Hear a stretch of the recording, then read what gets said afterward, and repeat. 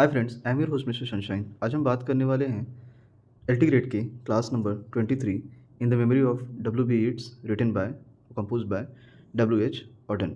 About the poet के section में अगर हम बात करें तो ये 1907 से लेकर 1973 इनका जो लाइफ स्पेन रहा है, ये मोस्ट इन्फ्लुएंशियल इंग्लिश पोएट रहे हैं 20th सेंचुरी के। और इनकी पोएट्री हमेशा डील करती है politics, society, mortality and role of poet in modern life से। और इसके साथ ही साथ इन्होंने अपनी जो लाइफ स्पेन रही है उसमें great political tension including the right of fascism और क्राइस्ट, इन सब चीज़ों के बारे में मेंशन किया हुआ है। ऑर्डन की जो पोइट्री है वो जानी जाती है intellectual depth, formal variety and philosophical insight के लिए। In the memory of W B Yeats इसकी बात करें तो इसका पब्लिश हुआ था 1939 में। ये लिखी गई थी इस आयरिश पोइट के। आयरिश पोइट कौन है यहाँ पर? ये हमारे आयरिश पोइट है डब्ल्यू बी येट्स। इनकी डेथ के तुरंत बाद ये पोएम लिखी गई थी। ये किस तरीके की पोएम है? तो ये पोएम है elegy.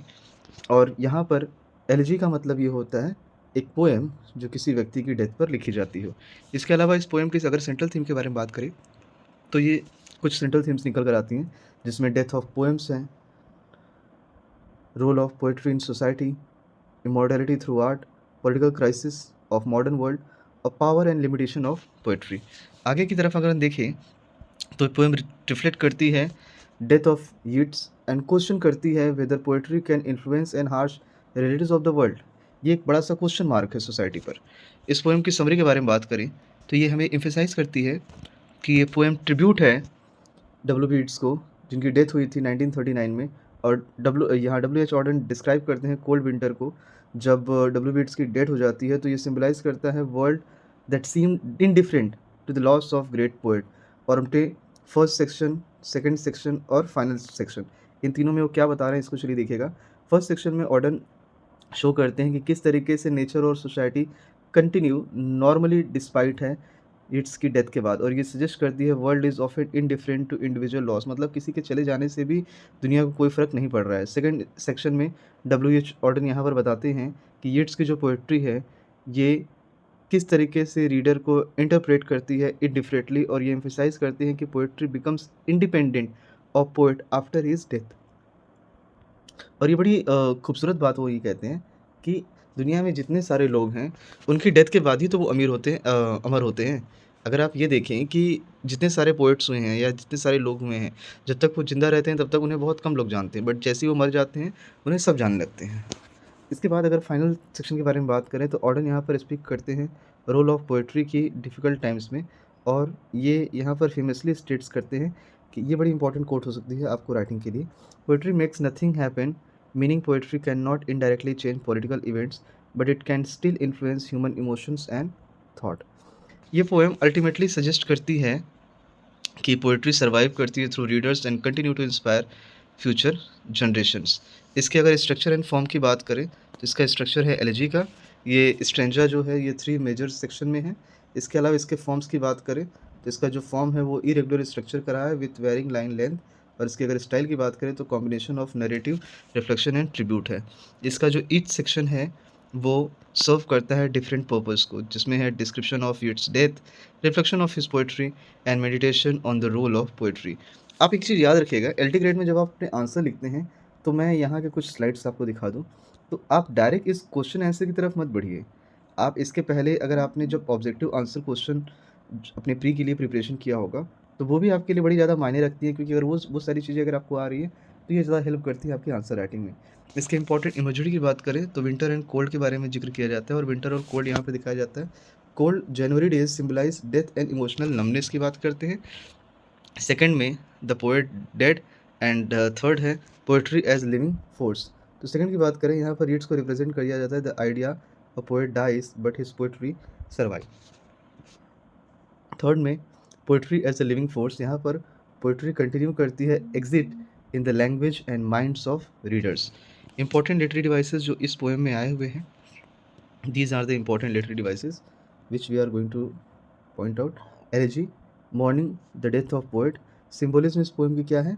Winter symbolising death. Irony क्या है? The world continues normally despite its death. Metaphor की अगर बात करें, poetry as something that survives the poet.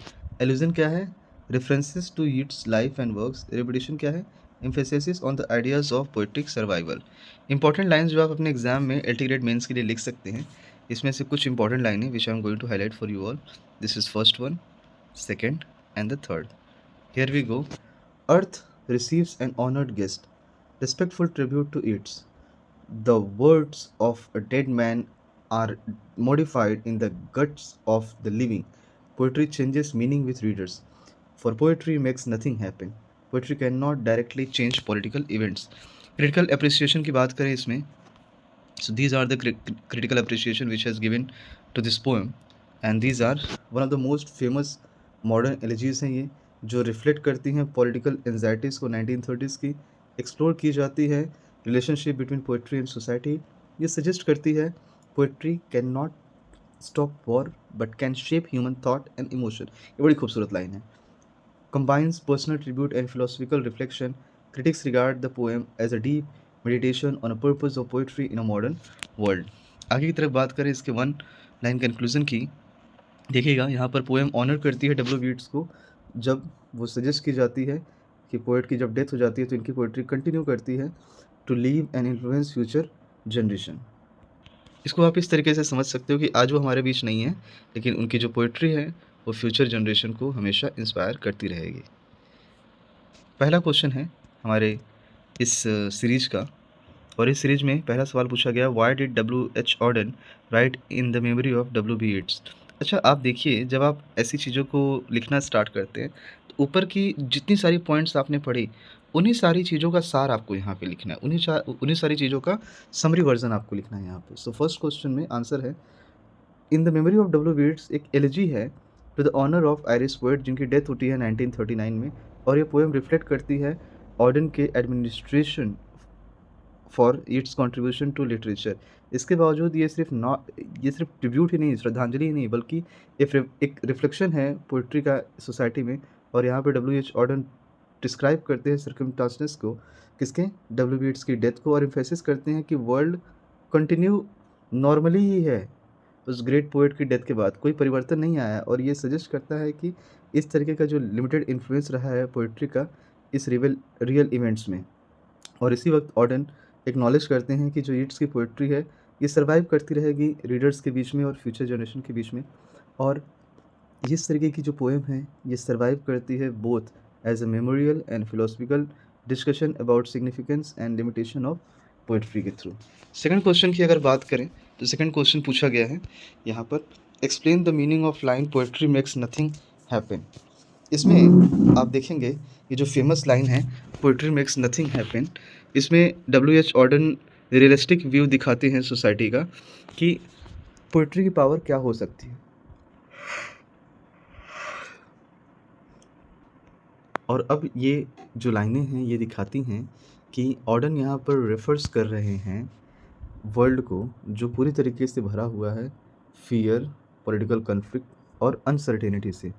Death of येट्स यहाँ पर ऑकर करती है ड्यूरिंग दिस ट्रबलिंग पीरियड, जो इस पोएट के लॉस को बहुत ही, मतलब ग्रेट जो पोएट है उसकी जो लॉस है ये और ज़्यादा सिग्निफिकेंट बना देती है। आपने इसी तरीके की जो चीज़ें देखी थी अब्राहम लिंकन की डेथ पे भी लिखी थी, O captain my captain, Walt Whitman की। हाउएवर ये पोएम सजेस्ट करती है poetry can not stop political violence और चेंज हिस्टोरिकल इवेंट्स। ये this reflects poet's awareness of the limitation of literature in the face of political crisis. और इसके साथ ही साथ W.H. ऑर्डन का यहाँ पे बिलीव है कि पोएट्री अभी भी इम्पॉर्टेंट रोल प्ले करेगी, किस लिए, preserving culture, offering emotional and intellectual guidance during the difficult times. Long question answer की बात करें तो फर्स्ट क्वेश्चन पूछा गया है, discuss the elegiac qualities in memory of W.B. Yeats. तो यहाँ पर इस लॉन्ग क्वेश्चन आंसर में आप देखिएगा, these are the points which I have added here for you all. Here we go. In the memory of W.B. Yeats एक modern elegy है जो कि लिखी गई है डेथ ऑफ आयरिश पोएट पर दुख प्रकट करने के लिए। लाइक ट्रेडिशनल एलेजीज ये पोएम भी शुरू होती है एक्नॉलेज करती हुई डेथ ऑफ पोएट को और एक्सप्रेस करती है ग्रीफ उनके चले जाने के बाद जो लॉस हुआ है। और ऑर्डन डिस्क्राइब करते हैं कि जो कोल्ड विंटर डे है W.B. येट्स की डेथ का, जो क्रिएट करती है सॉम्बर एंड रिफ्लेक्टिव मूड को। इसके अलावा ये पोएम जो है वो डिफ़र है, थोड़ी-सी डिफरेंट है क्लासिकल एलिजीज़ से, because it does not focus on sorrow. Instead Auden यहाँ पर यूज़ करते हैं ओकेज़नल ऑफ डब्ल्यू.बी. येट्स की डेथ को, और एक्सप्लोर करते हैं डीपर फिलोसॉफिकल क्वेश्चंस को अबाउट पोएट्री एंड सोसाइटी। और वो ऑब्ज़र्व करते हैं कि ये जो वर्ल्ड है, ये डब्ल्यू.बी. येट्स के जाने के बाद भी बहुत ही नॉर्मली चल रहा है, और सजेस्ट करता है कि great poet can not influence the course of history directly. और इस समय की बात करें तो यहाँ फिर ऑर्डन एम्फेसाइज करते हैं poetry survive beyond the death of poet, the words of the poet continue to exist in the language and consciousness of readers। ये फाइनल सेक्शन में ऑर्डन इनकरेज करते हैं पोएट्स को to continue writing despite the cues of the world. Thus the poem combines mourning with reflection and ultimately celebrates the enduring power of poetry. Second question पूछा गया है, examine Auden's view of role of poetry in society. So here we go. Yes, in the memory of W B. Yeats present की जाती है thoughtful और realistic view को, जहाँ poetry का जो रोल है सोसाइटी में उसको दिखाया गया है। और वो आर्ग्यू करते हैं कि poetry does not have power to change political events और प्रिवेंट वॉर्स। ये जो आइडिया है ये एक्सप्रेस की जाती है फेमस लाइन में, for poetry can make nothing happen. Auden यहाँ पर लिखते हैं कि इस तरीके की जो पोएम है, उस वक्त जब यूरोप में बहुत सारे पॉलिटिकल टेंशन चल रहे थे वर्ल्ड वॉर सेकेंड से पहले, तो उसका इम्पैक्ट काफ़ी ज़्यादा पड़ा हुआ था। Despite acknowledging the limitation of poetry, Auden does not consider it meaningless. उनका हमेशा मानना है कि पोएट्री कभी भी मीनिंगलेस नहीं होती, उसका एक अपना महत्व होता है। Instead emphasizing that poetry influence human consciousness rather external events. और पोएट्री ये शेप करती है, पोएट्री कभी वॉर को स्टॉप नहीं करवा सकती, लेकिन पोएट्री लोगों के सोचने समझने के और दुनिया में जो चीज़ें हैं उनको रोकने के लिए बड़ी इंपॉर्टेंट फील होती है। ये प्रिजर्व करती है कल्चरल वैल्यूज़ को और इमोशनल एक्सपीरियंसेस को। ऑर्डन आगे बताते हैं कि poetry become independent of the poet after it is written. अगर किसी व्यक्ति के चले जाने के बाद अगर हम पोएट्री की बात करें तो वो बड़ी इंडिपेंडेंट हो जाती है, और रीडर इंटरप्रेट करते हैं पोएम को in different way, allowing poetry to remain live across generation. इसीलिए ये रियल पावर है पोएट्री की, जो लाइज करती है changing political situation but enriching, lies not in changing political situation but enriching humans imagination and understanding. Poetry एक ऐसी चीज़ है जो ह्यूमंस को तो बदल देगी, ऑब्वियस सी बात है, ह्यूमंस को पूरी तरीके से बदल देंगी, लेकिन उसका इम्पैक्ट क्या होता है, वो सोसाइटिकल चेंज लेके आएगी, लेकिन पॉलिटिकल चेंज नहीं लेके आ सकती है। पॉलिटिकल चेंज न लेके आने का सिंपल सा रीज़न है कि जिन लोगों के लिए पॉलिटिक्स का फ़ायदा है वो उस पॉलिटिकल व्यू में उसे चेंज नहीं होने देना चाहेंगे, लेकिन जितने लोगों के लिए ह्यूमन मायने रखती है, ह्यूमैनिटी मायने रखती है, उनके लिए पोएट्री चेंजेस लेकर आती है। और इसीलिए इस पर्सपेक्टिव से अगर बात की जाए तो ऑर्डन यहाँ इस पोएट्री के थ्रू जो कल्चरल फोर्स है उसको दिखा रहे हैं, जो कंटिन्यू इंस्पायर करती है लोगों को during the time of crisis. Next question देखिएगा, third question, discuss the themes and imagery in memory of W B. Yeats. So here we go.